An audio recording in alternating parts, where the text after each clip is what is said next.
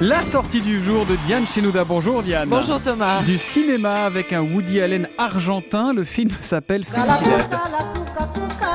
Oui, Felicidad, qui veut dire bonheur en espagnol. Alors c'est une comédie mais douce amère. Alors sur le bonheur, qu'est-ce que le bonheur au fond?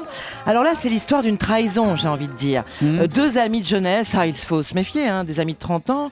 Ils sont amis, associés, ils dirigent un commerce d'électroménager. Pas folichon, dirait Laurent Cabrol. Mais ils ont l'air heureux pourtant. Alors les premiers plans, tournés comme une comédie romantique, montrent les deux amis inséparables, ensemble, au petit déjeuner, côte à côte au bureau, les virées à deux au resto, au sauna, au champ de course.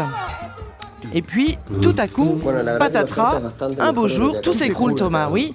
L'un des amis disparaît du jour au lendemain sans la moindre explication. Celui qui reste sur le carreau bien ne comprend pas. Ce qui est drôle là, on est dans la comédie, la femme du disparu prend la place de son mari au bureau. Commence alors une quête pour retrouver elle, son mari, lui, son ami. Ils vont même rencontrer une sorte de gourou assez comique. Freud n'est pas loin. L'importance des rêves. Et c'est là, j'imagine, que ça vous fait penser à Woody Allen, là, quand on vous Absolument. entend. Oui, il y a la même légèreté, voyez Thomas, et la même profondeur aussi, la même noirceur parfois, questionnement sur le sens de la vie, car Felicidad, c'est quand même un film aussi sur le jeu des apparences. Qui est-on vraiment? Qui est l'autre?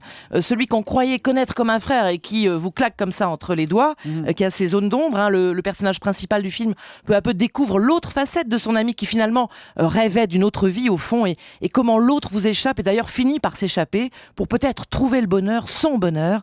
Le film se termine en beauté. C'est aussi pas la fin. l'histoire. Non. Voilà. C'est aussi juste l'histoire d'une métamorphose.